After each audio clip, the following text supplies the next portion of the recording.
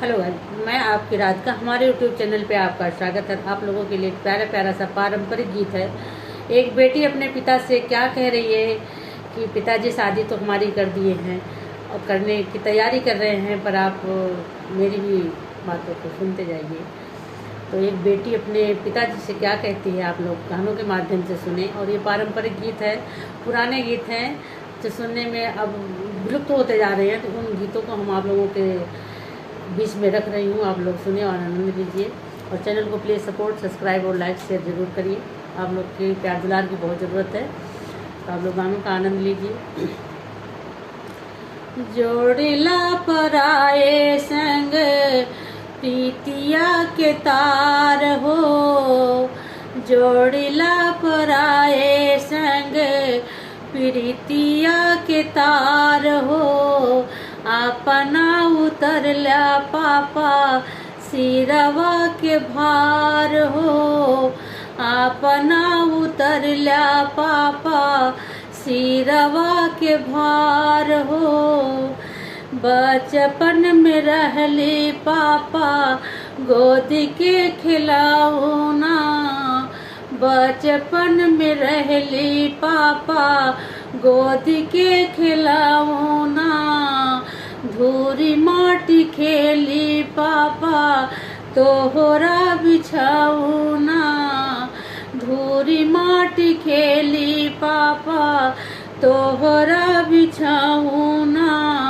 सुना सान लागे पापा, सुना सान लागे पापा आंगना दुआर हो, अपना उतरल्या पापा सिरवा के भार हो, अपना उतरल्या पापा सिरवा के भार हो।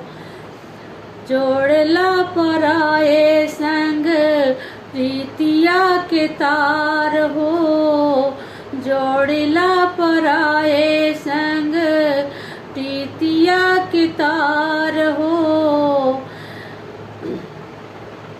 अपना उतरला पापा सिरवा के भार हो। लोटवा के पनिया पापा कैसे मांग आई बा, लोटवा के पनिया पापा कैसे मांगवाई बा, बेटी कही पापा किसको बुलाई बा, बेटी कही पापा किसको बुलाई बा। आचरा के कोनवा पापा, आचरा के कोनवा पापा रखब दुलार हो, आचरा के कोनवा पापा तोहरा रखब दुलार हो, अपना उतरला पापा सिरवा के भार हो, अपना उतरला पापा सिरवा के भार हो। जोड़ला पराए संग प्रीतिया के तार हो, जोड़ला पराए संग प्रीतिया के तार हो, अपना उतरला पापा सिरवा के भार हो। कमेंट करके बताइएगा आप लोगों को कैसा लगा ये गीत।